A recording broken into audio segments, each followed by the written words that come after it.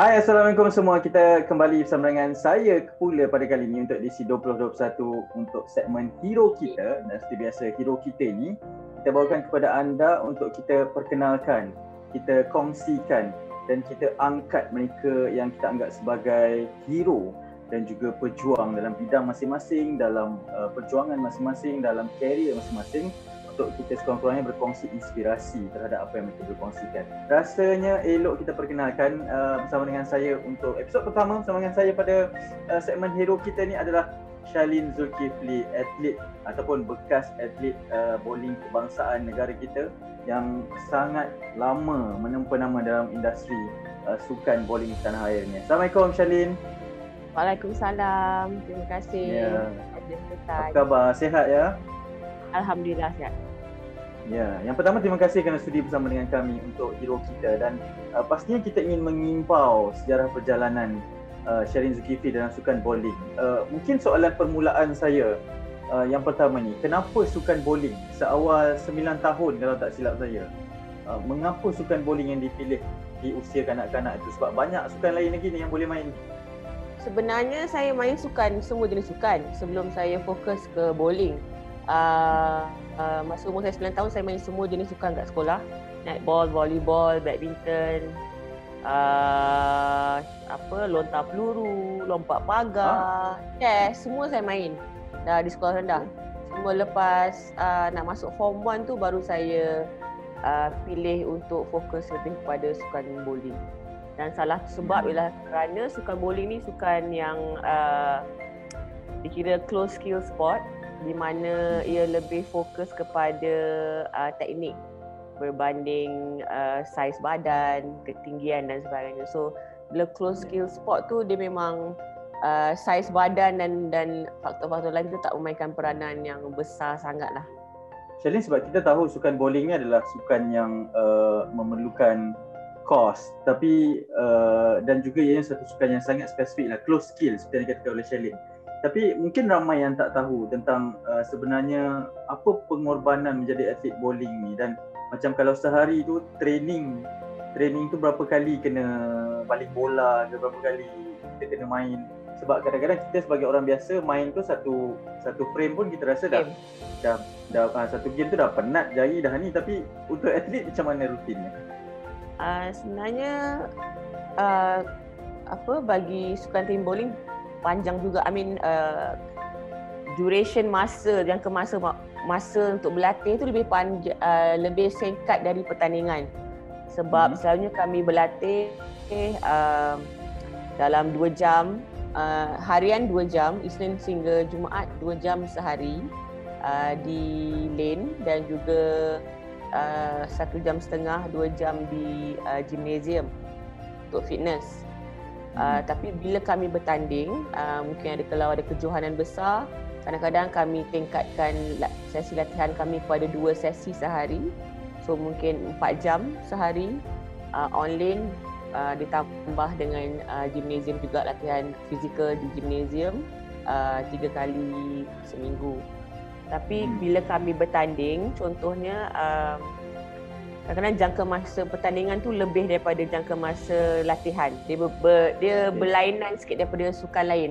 Selalunya sukan lain dia training lebih daripada actual pertandingan. Tapi bagi sukan bowling ni kami bertanding lebih lama daripada berlatih, sebab contohnya bagi event yang panjang seperti event berpasukan 5 atau 6 berpasukan, kadang-kadang mengambil masa setakat ni lah, paling lama saya pernah bertanding ialah 8 jam.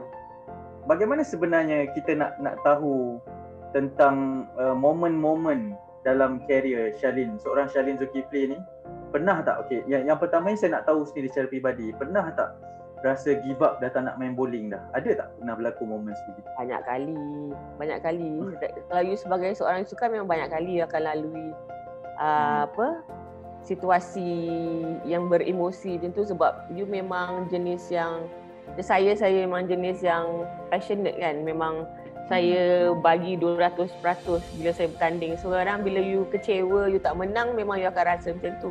dan 2011 lepas saya bersalin anak saya, lahirkan anak saya Alia, pun susah juga sebab saya berlatih sehingga 4 bulan setengah macam tu. Lepas tu saya tak boleh nak berlatih sebab perut saya dah besar, so tak nak bend susah, nak baling bola.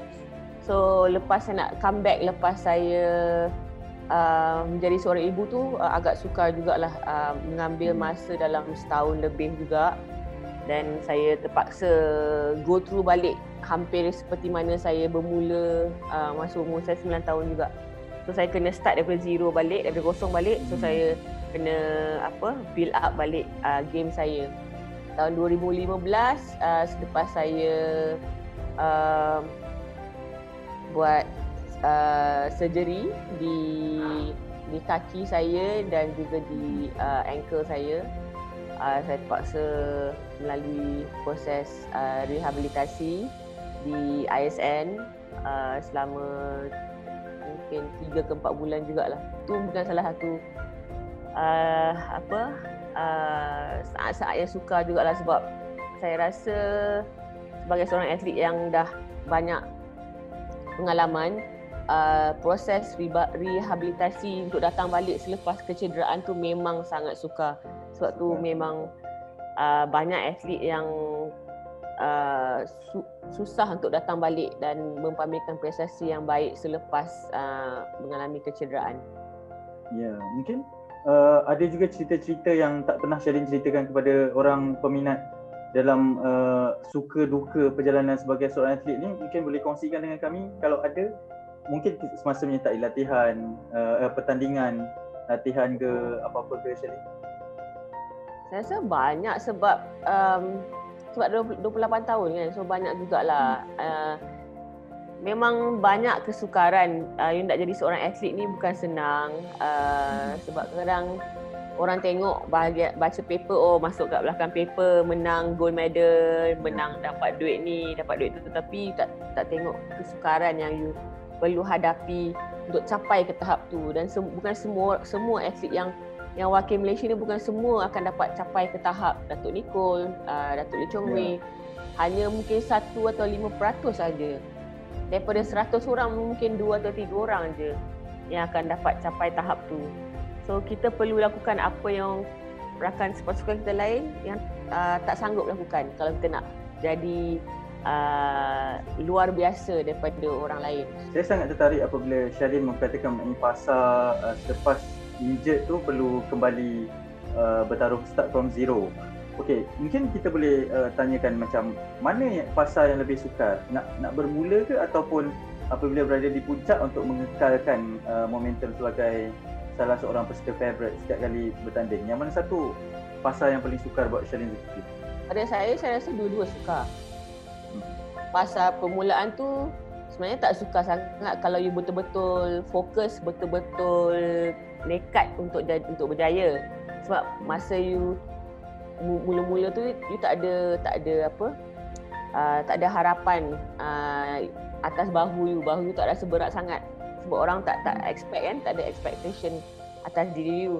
Tapi bila you dah berjaya tu, yalah, expectation lebih, bukan sahaja expectation orang terhadap you, expectation diri you sendiri terhadap kebolehan you sendiri, keupayaan you sendiri pun agak tinggi. Jika you seorang atlet yang luar biasa lah, memang you akan push diri you maksimum. So pada saya rasa dua-dua pun agak sukar, cuma berlainan kesukaran dia. Ya, okey. Shalin baru-baru ni mengumumkan persaraan daripada pasukan kebangsaan. Mungkin nak betulkan persepsi bahawa masih lagi bermain bowling, cuma bukan untuk pasukan kebangsaan saja, atau bagaimana selepasnya kalau orang nak kenali Shalin Zulkifli? Saya masih lagi bermain bowling, cuma saya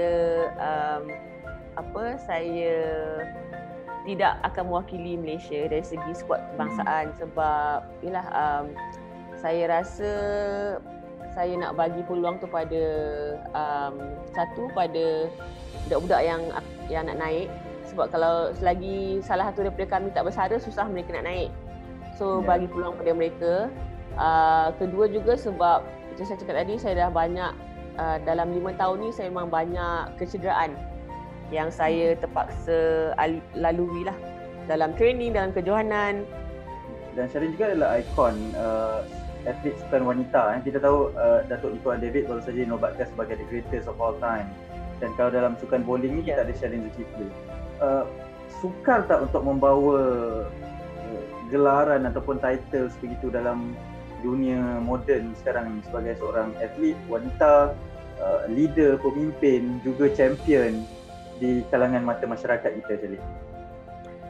Saya rasa memang sebagai seorang ikon atau seorang yang yang kita lihat dari segi yang disanjungi, memang ada tanggungjawab saya rasa yang memang terikat dengan responsibility tu. So mungkin kebanyakan adik-adik yang muda tu mungkin sebab mereka rasa mereka hanya nak sebahagian daripada tanggungjawab tu. Mereka hanya nak bahagian yang enjoy, yang orang masuk paper, yang glamour side. Tapi mereka tak nak tanggungjawab yang datang sekali dengan gelaran tu. Bila kita ada gelaran tu, bila seorang diberikan gelaran itu penghormatan yang macam tu, dia datang sekali dengan tanggungjawab untuk you tunjukkan pada contoh yang baik kepada adik-adik kita yang lain. Sebab selalunya kadang-kadang kita lupa tentang tanggungjawab kita. Bila kita ada nama Malaysia di belakang baju kita atau lencana di dada tu, kita kena sentiasa ingat segala tingkah laku kita sebagai duta negara. So semua tingkah laku kita tu membawa impact yang berlainan kepada orang yang berlainan. So pada saya rasa bukan satu yang serius, kerana jika you seorang atlet yang disiplin, memang you tak akan buat pun benda-benda yang tak sepatutnya. Cuma yalah, biasa kadang mungkin mereka muda, so mereka tak biasa lagi lalui semua pengalaman tu. Tapi di situ juga kita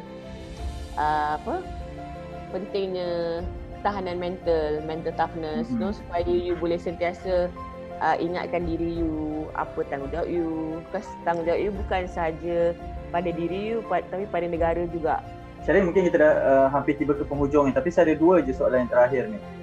Yang pertamanya, siapa Shalin yang orang tak kenal sisi lain Shalin Zulkifli ni? Sebab saya, kalau saya nampak Shalin Zulkifli di TV memang dengan karakter yang nak menang tu je kan, yang garang itu, yang penuh dedikasi. Tapi di sebalik gelanggang bowling tu, siapa Shalin Zulkifli? Sebenarnya saya biasa je. Macam orang lain juga. Yalah, bila saya bertanding, memang saya serius. Kalau kita bertanding kan, cuba kau bayangkan kalau you kat rumah, you tengok atlet tu pergi bertanding tapi dia macam tak serius, dia main-main. Mesti kita pun marah kan sebagai seorang rakyat Malaysia. So bila saya bertanding tu, saya memang menganggap tanggungjawab saya untuk menang untuk negara tu memang sangat besar. Saya tak boleh just main-main dan biarkan benda tu. Sebab bila kita bertanding, kalau tengok atlet-atlet yang bagus, bila bertanding tu, bila masuk dalam gelanggang, orang dah gerun. Orang dah gerun. You tak payah baling, tak payah cakap pun, orang dah ada satu macam aura yang ada di sekeliling you bila you masuk. So you kena, kalau you nak jadi atlet yang berjaya, yang luar biasa, you kena ada benda tu. Tapi dia aura tu aura hormat, bukan aura sombong. So kita kena bezakan di antara aura sombong megah dengan aura hormat. Sebab pada saya tu memang garisan yang sangat nipis lah, very fine line di antara tu. Sebab kadang-kadang bila setengah atlet tu dia masuk tu, dia rasa dia bermegah tu, saya rasa tu salah, ego tu salah tu benda yang sangat bahaya yang boleh menjatuhkan kita pada bila-bila masa. Betul, saya nak tanya soalan pun saya takut lah sampai macam tu lah dia punya aura tu. Shalin, mungkin yang terakhirnya, kita dalam segmen hero kita cuba memberi inspirasi dengan tetamu-tetamu yang datang, yang kita angkat kisah-kisah mereka. Mungkin kata-kata semangat, kata-kata pengajaran dari Shalin Zulkifli sepanjang tempoh menempuh 28 tahun sebagai atlet Malaysia. Ada suka, ada duka, ada jatuh, ada bangunnya. Silakan buat pendengar-pendengar kami dipulakan. Okay, kepada pendengar-pendengar Cool FM, kata-kata terakhir tu macam nak meninggal. Kata-kata saya, kata-kata nasihat saya pada semua peminat Cool FM ialah pertama sekali, kalau kita nak buat apa-apa, kita niat kita kena betul. Nawai tu kena betul. Kenapa kita nak buat tu? Itu sangat penting kerana bukan saja sebagai seorang atlet, tapi kalau kita nak berjaya dalam apa-apa bidang pun, saya rasa tu bukan salah satu asas untuk kita. Sebab macam orang cakap lah, you kena tahu your big why kan. So kita kena tahu kenapa kita nak bagus dalam satu bidang tu. Dan kita kena ada passion, kena ada semangat. Biar benda yang kita ceburi tu memang minat kita. Sebab kalau kita nak berjaya memang susah.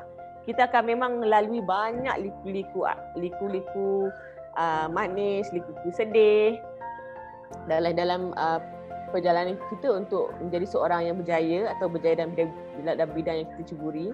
Memang ada naik dan turun. So kita kena sabar dan kita kena percaya pada proses. Bila kita percaya pada proses tu, insya-Allah kita akan dapat habuan dia di hujungnya. Tapi jangan fikir nak akan habuan dahulu dan tidak fokus pada proses.